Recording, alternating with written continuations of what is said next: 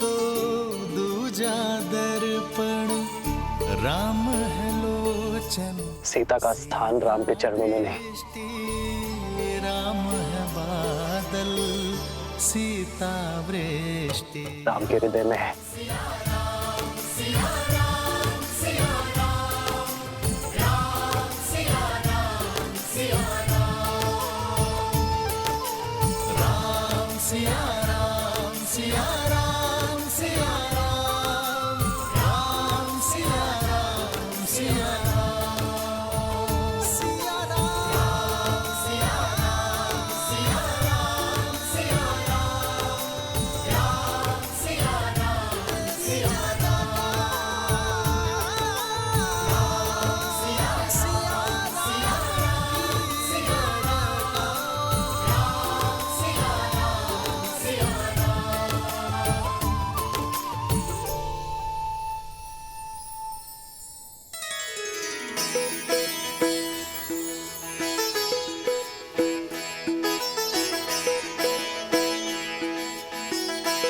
प्रभु, आपका ये अलौकिक मिलन अयोध्या पे छाए दुख के हर बादल को हटा देगा, नगर भर के मन में खुशियों का संचार कर देगा। प्रभु,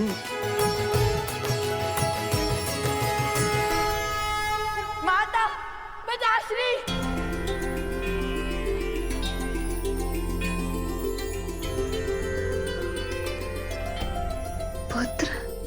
पुत्र। माता, वो समय हम लाएंगे जब प्रभु श्री राम और माता सीता फिर से एक होंगे। क्षितिज, हम करेंगे रामायण संपूर्ण। जो नदी के तट को मिलाते सेतु, जन्म मात पिता मिलन के हेतु, रामचंद्र सिया विरह घटाने, प्रकटे लव कुश रूप सुहाने। आज हमारा संकल्प पूर्ण हुआ। सिया राम के वियोग का अंत हुआ। सिया राम, सिया राम, सिया राम। अब आप दोनों कभी पृथक नहीं होंगे।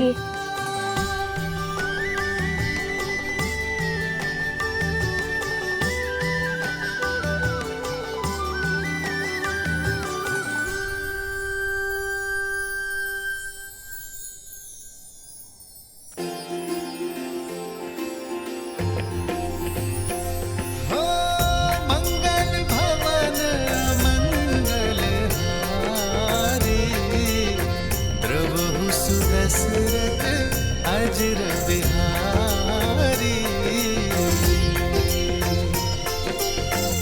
सीता राम चरित अति पावन, मधुर सरस अरु अति मन भावन।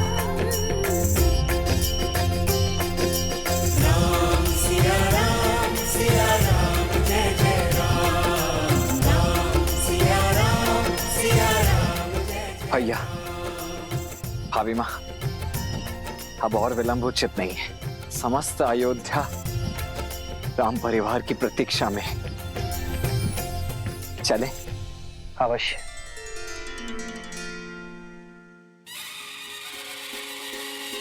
नहीं और भाई सूरज जागा पाए अमृत ये मन प्यासा, पतझड़ बीता मधुरत आई, बंदे जैसे सुध पाई। सज रहो अयोध्या सारी, क्योंकि हमारे महाराज और महारानी जो पधार रहे हैं। राम जी सिया पधारे सरयू के किनारे, द्वार सजाओ संग साथिया, सौभाग्य जय सिया राम, जय सिया राम, स्वागत में सिया राम, जय सिया राम, जय सिया राम।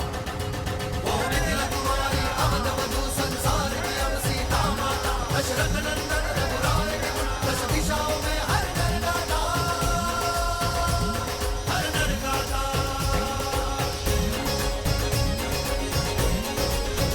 सिया राम, सिया राम, सिया राम, सिया राम। हमें क्षमा कर दीजिए महारानी सीता, हमें क्षमा कर दीजिए। हमारे कारण आपको वियोग का घोर दंश झेलना पड़ा, कितने संकट उठाने पड़े। हमें क्षमा कर दीजिए महारानी सीता। महारानी हमें क्षमा कर दीजिए। हमें क्षमा कर दीजिए महारानी। हमें क्षमा कर दीजिए महारानी। रथ रोको सारथी।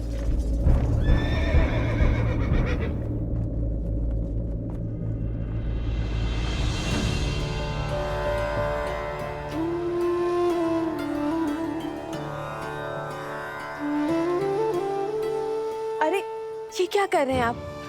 इसकी कोई आवश्यकता नहीं है। उठिए।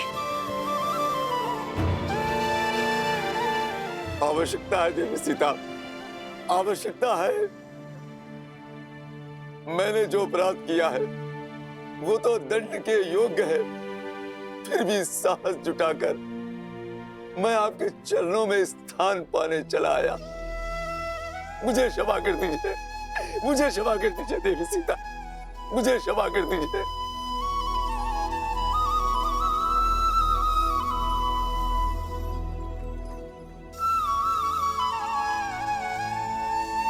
जब आपकी पत्नी ने आपको क्षमा कर दिया है तो मैं कौन होती हूँ आपको दंड देने वाली?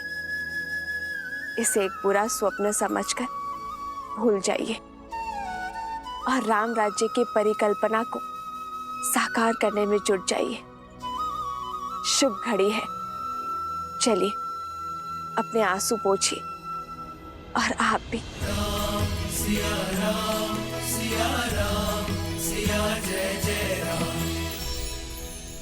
ये आंसू भी तो आनंद के हैं महारानी। आज आपको इस नगर, इस देश में देखकर मेरे सिर से अपराध का भार हट गया। अब जब मैं प्राण त्यागूंगी, इस संतोष के साथ त्यागूंगी कि मैं आपके दुख का कारण तो बनी, किंतु आपको सुख में पुनः घर लौटते देखने की साक्षी भी बनी। आज मेरा मन तृप्त हो गया महारानी, तृप्त हो गया। आपने हम सब के कारण कितना कष्ट सहा। आपके त्याग से हम स्त्रियों को समाज में समान अधिकार मिला। आपके संस्कारों के कारण, आपके दोनों पुत्रों की सूझबूझ के कारण आज अयोध्या में स्त्रियों को अपना मूल्य समझ आया है।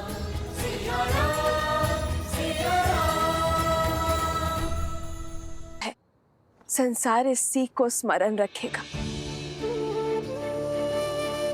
जब जब स्त्री पुरुषों के कंधे से कंधा मिलाकर चलेगी, तब तब समाज उन्नति की ओर अग्रसर होगा। और जब जब पुरुष स्त्री के कंधों पर पांव रखकर उनका दमन करेगा, तब तब उन्नति की गति रुकेगी। एक योग्य बालक अपने परिवार को आगे लेकर जाता है, किंतु एक योग्य बालिका पूरे समाज को आगे लेकर जाती है। और ये सब नारियों के प्रयासों के कारण ही संभव हो सकता है। ये जो संस्कार आपने पाए, इस सीख को अपनी आने वाली पीढ़ियों को अवश्य देना। जय सिया राम। जय सिया राम, जय सिया राम, जय सिया राम।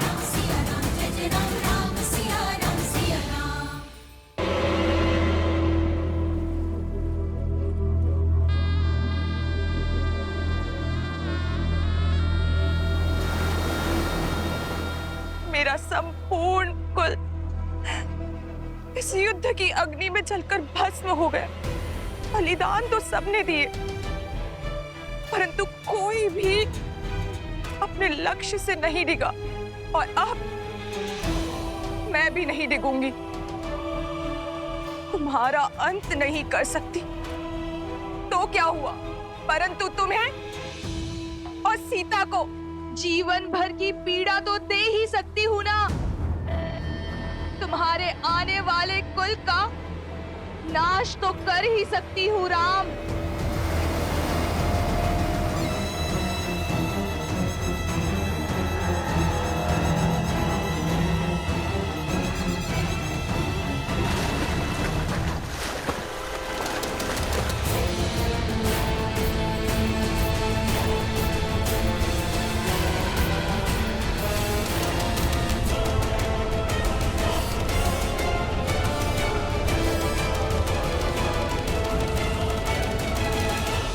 अयोध्या वासियों, आज वो शुभ दिन आ गया।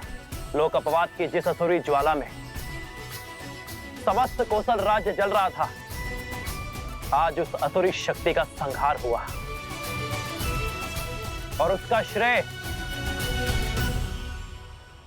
देवी सीता को जाता है।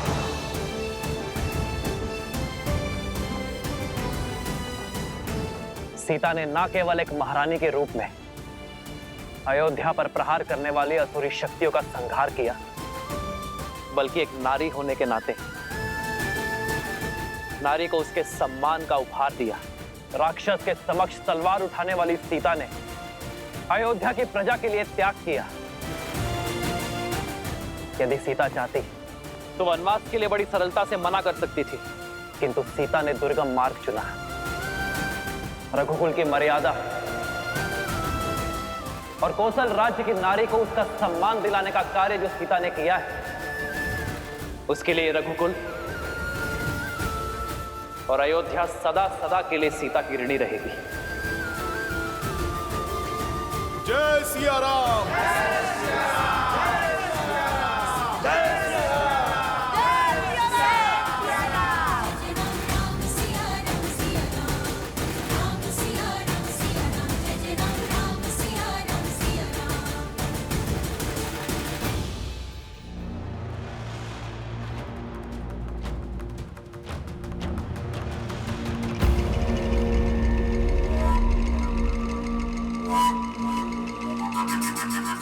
उठो पिंगलाक्ष, तुम्हारा तप पूर्ण होने का समय आ गया है।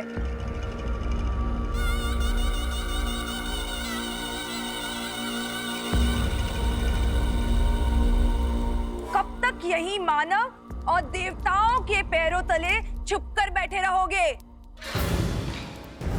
अपना तप तोड़ो पिंगलाक्ष, अग्निदेव का दिया हुआ वरदान का प्रयोग करो, अपने कुल की लाज बचाओ। मेरे तप की समय अवधि आप कैसे तय कर सकती हैं? मेरा तप तब तक समाप्त नहीं होगा जब तक तुम्हें अपनी दादी और पिता के वध का प्रतिशोध लेने का अवसर नहीं मिल जाता। हाँ, यही मेरे जीवन का एकमात्र उद्देश्य है। तो उठो, मैं तुम्हें उसी उद्देश्य की ओर अग्रसर करने आई हूँ। तुम्हारी दादी ताड़का और तुम्हारे पिता सुबाहु को मारने वाले उस राम से प्रतिशोध दिलवाने आई हूँ।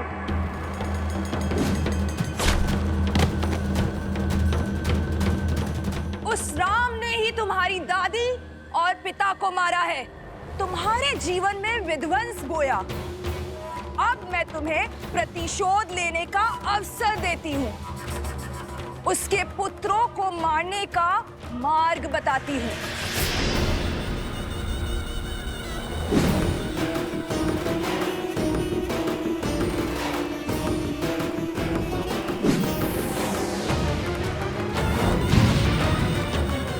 पुत्र राम, अयोध्या की इस पीढ़ी और इसके बाद की पीढ़ी दोनों की एक ही मंशा है, सिया राम के पुनर्मिलन का महोत्सव।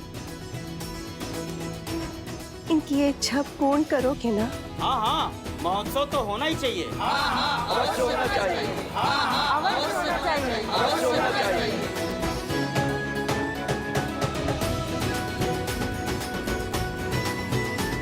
अयोध्या की महारानी और मेरी माता पुनः अयोध्या लौटी हैं।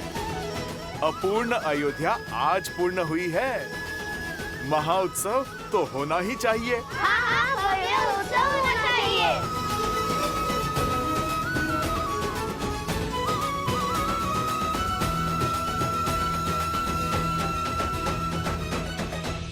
उत्सव होगा पुत्रों, अवश्य होगा। और ये उत्सव पूरा अयोध्या, पूरा जनमानस और समस्त भारतवर्ष मनाएगा, क्योंकि उत्सव केवल सियाराम के मिलन का नहीं, स्त्री और पुरुष के बीच असमानता की रेखा मिट जाने का भी उत्सव है। नारी को मिले समान अधिकार का सूचक है। अयोध्या अभी सुख के रस में डूबी है, उत्सव मना रही होगी और अब हम उनके आनंद को स्वाहा करेंगे, उनके उत्सव को शोक में बदलेंगे। राम और उसकी सेना को युद्ध भूमि में हराना असंभव है। उसके पुत्रों को अयोध्या से बाहर कैसे लाओगे? वो तुम मुझ पर छोड़ दो, शीघ्र ही तुम्हें वो अवसर प्राप्त होगा। तुम केवल अपनी सेना को सज्ज करो।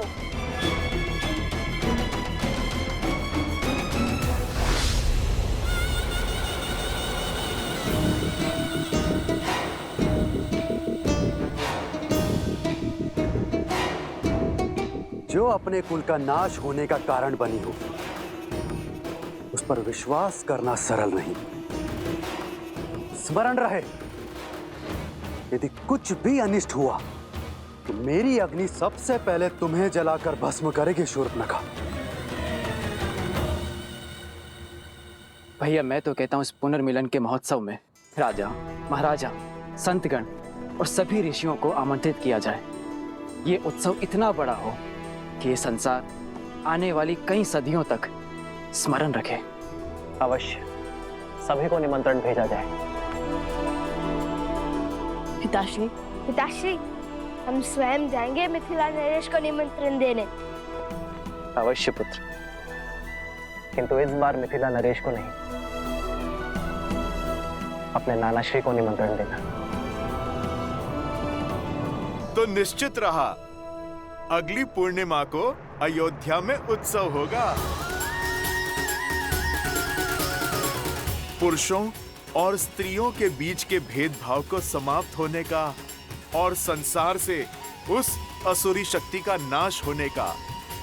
जय सिया राम। जय सिया राम। जय सिया राम। जय सिया राम।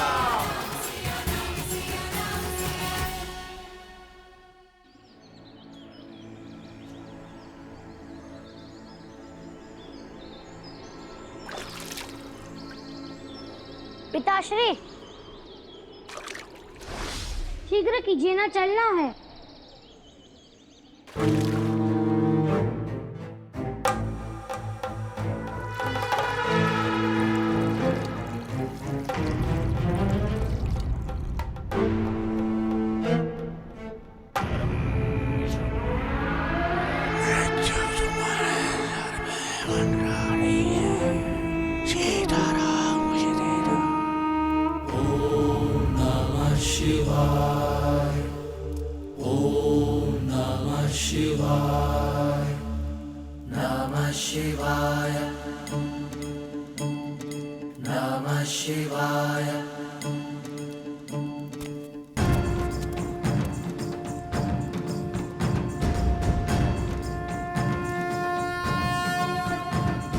मिथिला जाने को सच हो गए दोनों।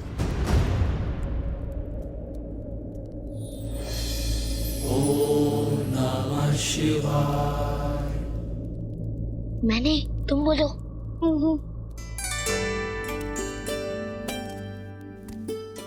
क्या हुआ? और तुम सब यहाँ क्या कर रहे हो? माता, वो हम सभी का मत था कि जाने से पूर्व आपके हाथों से बना स्वादिष्ट भोजन मिल जाता तो आप यहाँ हैं, तो ये बेचारे तो वर्षों से प्रतीक्षा कर रहे हैं आपके हाथों के भोजन खाने को। यहाँ आओ। गुरुवर वशिष्ठ का आदेश है कि शुक्ल पक्ष के शुभ दिन पर ही मैं और तुम्हारे पिताश्री अयोध्या के सिंहासन पर विराजमान हो। तब तक मैं वहां नहीं जा सकती, यहीं रहूंगी। दृष्टि का आनंद लेने के स्थान पर आप पुनः वनवासिनी बन गई।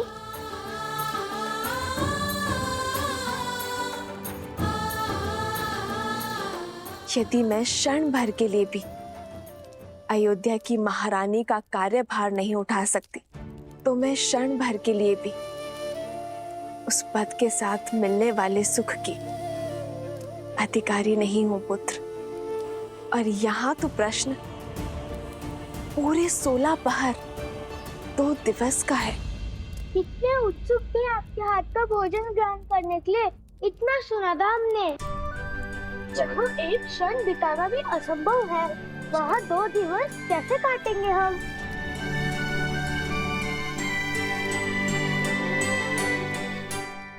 मैं बताता हूँ।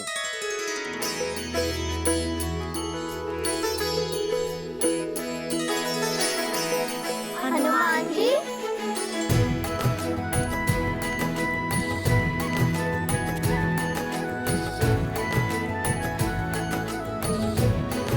इस दुविधा को सुलझाने का मार्ग है मेरे पास। ऐसा अद्भुत मार्ग जिससे तुम्हारा समय भी कटेगा और माता के हाथों बने भोज का आनंद भी 2 गुना हो जाएगा।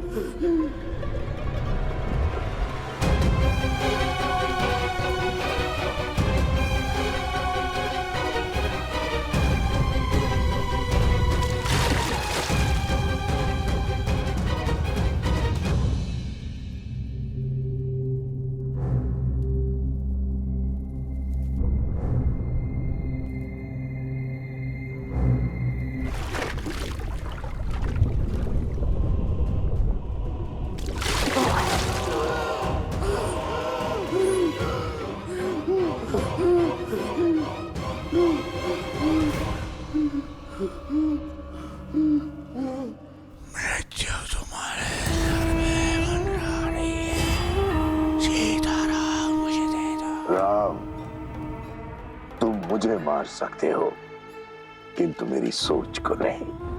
मेरे रक्त की एक एक बूंद में द्वेष, लोक अपवाद और पाप शक्ति समाहित है। और जब तक मेरे रक्त की एक बूंद में इस व्यक्ति की धमनियों में समाहित है, तब तक मैं पराजित नहीं होऊंगा। अब मैं अपनी असुरी शक्ति के बल पर इस भोले भाले व्यक्ति की सहायता से वो स्वांग रचूंगा, वो रेखा खींचूंगा जिसे लांघ कर सिया राम कभी भी एक नहीं हो पाएंगे। सहस्त्रमुख रावण की सोच के रहते सीता के मस्तक से अपमान का कलंक कभी नहीं मिटेगा। सुना है राम राज्य में प्रश्नों के उत्तर मिलते हैं, दंड नहीं। फिर एक अयोध्या वासी की दुविधा तो तुम सुलझाओगे ही राम। उसके प्रश्न के उत्तर तो तुम दोगे। वो प्रश्न जो पुनः तुम्हें सीता के पृथक कर देगा। इस मिलन के उत्साह को वियोग के शोक में बदल देंगे।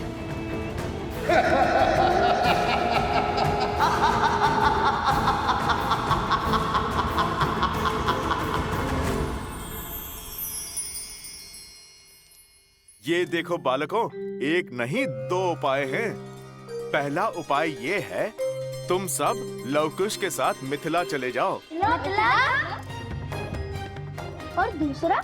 और दूसरा ये जो मैंने माता सीता से ही सीखा है। सब लो।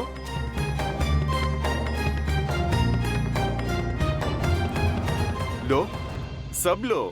ये क्या हनुमान जी, इसमें बड़ी माता श्री के हाथों का स्वाद थोड़ी मिलेगा। अरे इसे खाना नहीं, इस पे अपनी इच्छा के व्यंजन लिखने हैं। तुम्हें माता के हाथों से जो खाना है उसकी सूची बनानी है। सूची? अर्थात माता को तो भांति भांति के पकवान बनाने आते हैं। कहाँ से आरंभ करें और कहाँ पे अंत, कुछ समझ नहीं पाओगे। इसीलिए मैं आपसे कहता हूँ, आप सब मिथिला जाइए लवकुश के साथ। समय भी कट जाएगा और सूची पूर्ण करने का समय भी मिल जाएगा। अरे हनुमान जी, ये तो सुकोमल राजकुमार हैं। इनकी भूख आपके समान नहीं है। मिथिला क्या, ब्रह्मांड का भ्रमण भी कराए तब भी आप जितनी विराट सूची नहीं बना पाएंगे। इनके लिए तो एक एक व्यंजन ही बहुत है। कदापि नहीं, हम कौशल राज के राजकुमार हैं, श्री राम के भतीजे हैं। चुनौती लेकर पीछे नहीं हटते। देखिएगा हनुमान जी, ये भोज आपके भोज से भी अधिक प्रसिद्ध और परिपूर्ण होगा।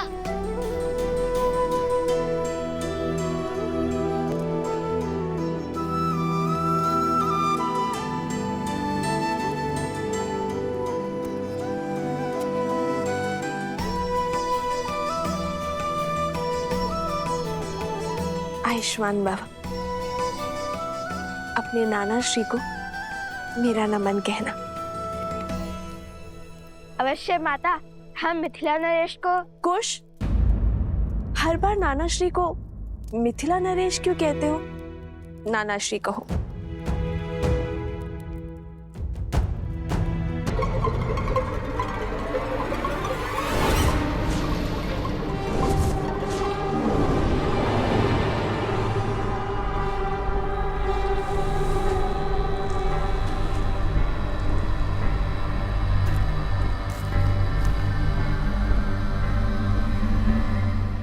सावधान, लवकुश अयोध्या से निकल रहे हैं।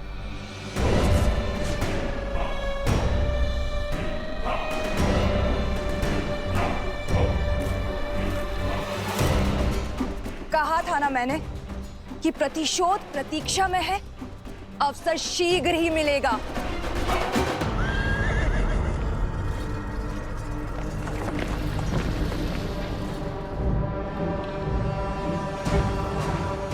ये निकल तो गए हैं, पर मिथिला पहुंचेंगे नहीं।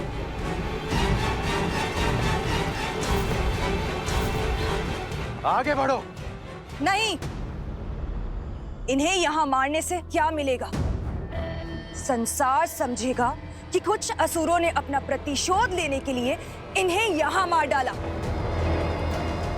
प्रतिशोध की अग्नि तो तब शांत होगी जब इन्हें इनके परिवार वालों के सामने उस भूमि से निकली हुई सीता को अपने घर और जीवन में स्थान देने वाले जनक के सामने मारेंगे, और तब जाकर असुरों की खोई हुई प्रतिष्ठा और संसार के मन में हमारा भय पुनः लौटेगा।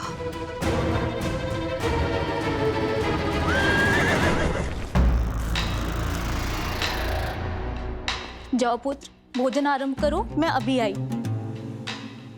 देखिए ना, कितने दुर्लभ पुष्प लेकर आई हूँ। आधे माह तक सुगंध देते हैं ये, और मुरझाते भी नहीं हैं। मुझे मार्ग में मिले तो मैं ले आई। ये हम महाराज राम और महारानी सीता को महोत्सव में भेंट करेंगे। हमारी ये तुच्छ भेंट उनके चरणों की शोभा बढ़ाएगी। क्यों?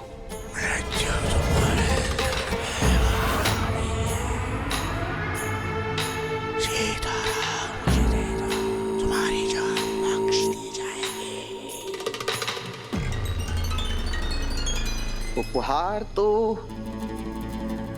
उन्हें मिलना ही चाहिए, क्यों? जी। किंतु ये नहीं।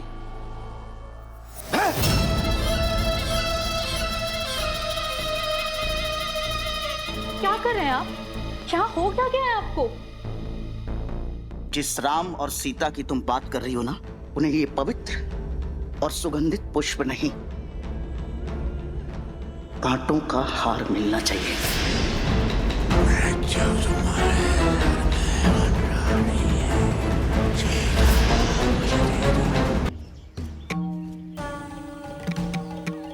प्रणाम ऋषि असुरी, क्या आपकी तपस्या पूर्ण हो गई? अरे कहाँ जा रहे हैं? क्या आप मुझसे क्रोधित हैं? वर्षों से तप में लगा हूँ। आंधी, बाढ़, असुर भी मेरे तप को तोड़ने में सक्षम नहीं हुए, किंतु तुम उनसे भी अधिक शक्तिशाली हो। मेरे मौन को तोड़कर मुझे बोलने पर विवश कर दिया। कौन हो तुम बालक? पता चलेगा, किंतु मकरासुर से सामना करने के बाद देखते हैं किसे पिता कहकर पुकारता है वो। तुम विवाहित हो? ना ना ना ना, ना हम विवाहित हैं और ना श्री राम के भक्त हनुमान जी। कथा सुनाने का समय नहीं है। अयोध्या जाकर हनुमान जी को थोड़ा आराम देंगे। उन्हें श्री राम के चरणों से हटाकर मैं और मेरे भैया बैठ जाएंगे। लगता आप समझे नहीं, रहने दीजिए। आप तप कीजिए और मैं अपनी माता की आज्ञा का पालन कर आपकी रक्षा करता हूँ।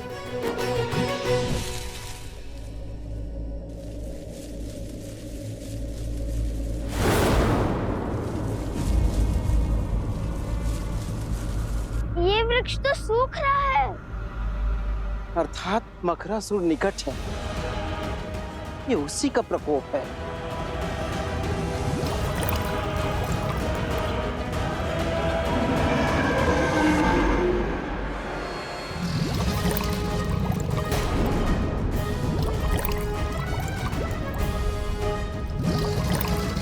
भैया, माता संकट में है।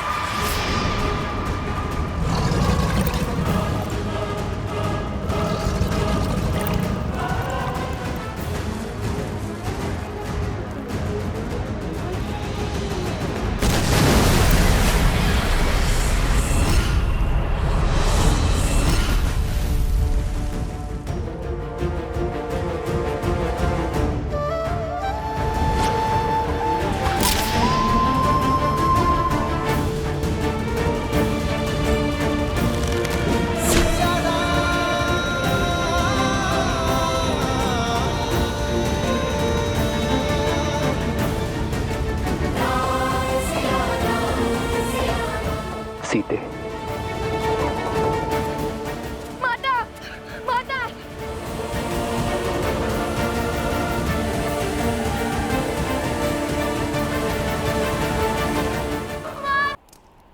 माता, माता।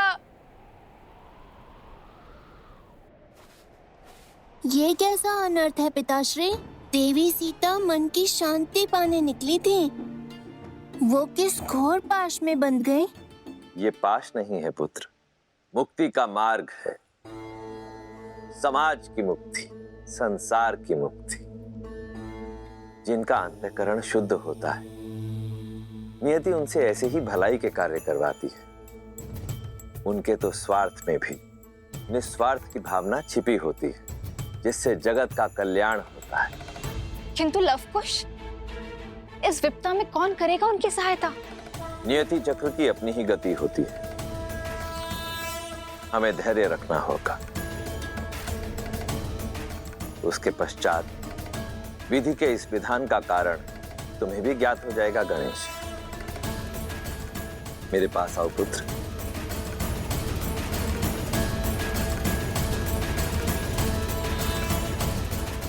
वन देवी, वन देवी, माता, वन देवी।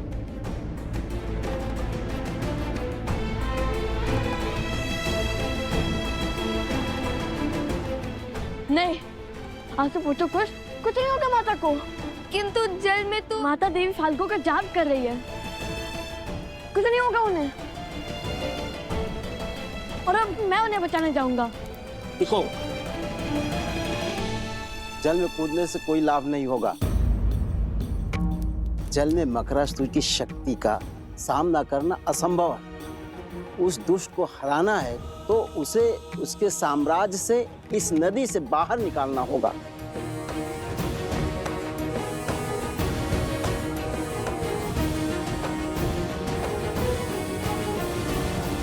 अभी तक अधर्म की विजय हुई नहीं है, किंतु धर्म के पास समय कम है। हर गिरते पत्ते के साथ मकरासुर की शक्ति और उसका प्रकोप बढ़ रहा है। शीघ्र तुम्हारी माता को इस विषैले जल से बाहर निकालना होगा।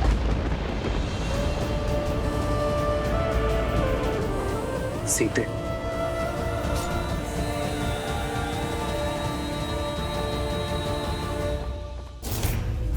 ये अस्त्र अगर इसको चीर सकता है, उसको भी मार सकता है। ये आज स्पष्ट हो गया कि ये नर है, नारायण नहीं।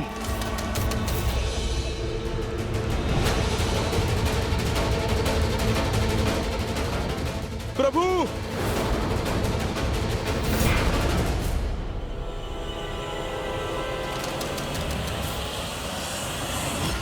आप ठीक है ना प्रभु?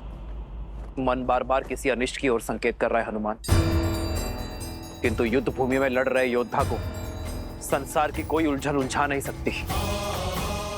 यह धर्म युद्ध है, तन और मन दोनों छोड़ने होंगे। किंतु अंगद नहीं लौटा हनुमान, वो अवश्य ही किसी संकट में है। जाओ हनुमान और अपने शिष्य की सहायता कर। प्रभु, किंतु मैं आपको छोड़कर कैसे? बड़ा मायावी है ये चंद्रबाहु। चाहे आप जितने भी प्रहार करो, क्षण भर में इसका घाव भर जाता है। उसकी शक्ति हमारी सेना पर भारी पड़ रही है। पाप पुण्य पर हावी अवश्य हो सकता है हनुमान, किंतु उससे जीत नहीं सकता। जब समस्या का समाधान ना निकले तो दृष्टि नहीं, दृष्टिकोण बदलना चाहिए। जब समस्या का समाधान ना मिले तो दृष्टि नहीं, दृष्टिकोण बदलने की आवश्यकता होती है। यही कहती है ना हमारी माता।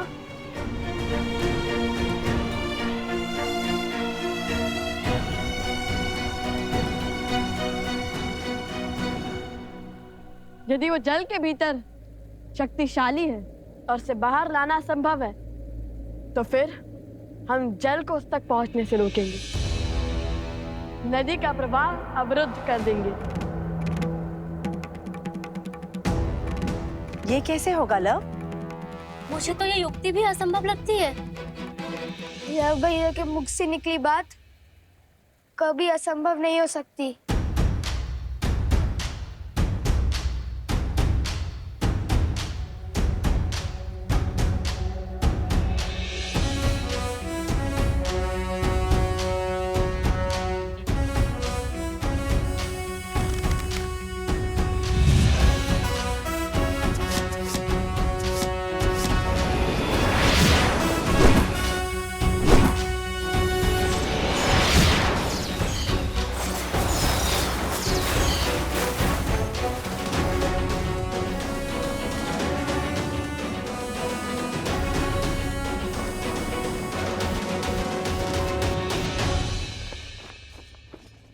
जिसे अब तक मेरे हनुमान के प्रहार रोक रहे थे, उसे अब मेरे बाण रोकेंगे। वो मारा नहीं जा सकता, किंतु बांधा जा सकता है।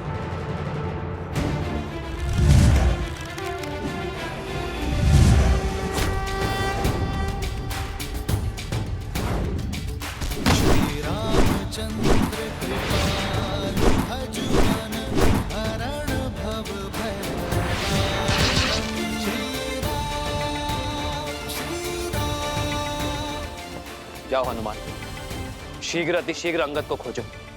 जो आज्ञा प्रभु। जाओ।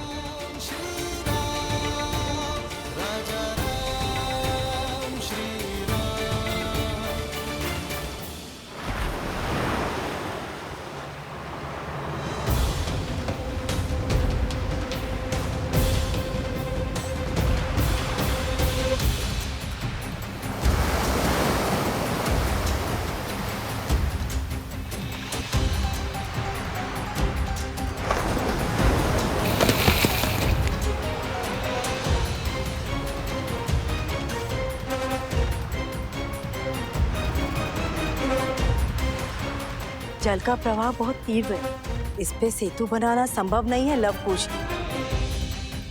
हमें बिना समय गवाए सहायता ढूंढनी चाहिए।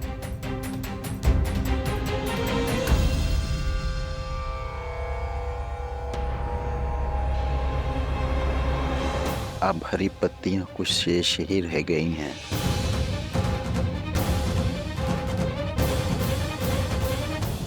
जब तक हम सहायता खोजेंगे, तब तक समय और देवी के प्राण खो चुके होंगे। माता की रक्षा का प्रण हमने लिया था और इस प्रण को पूर्ण भी हम ही करेंगे।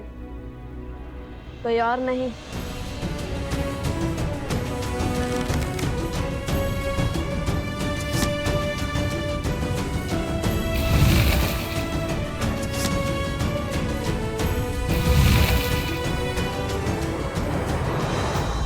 आप सब हर बाण पर राम नाम लिखो।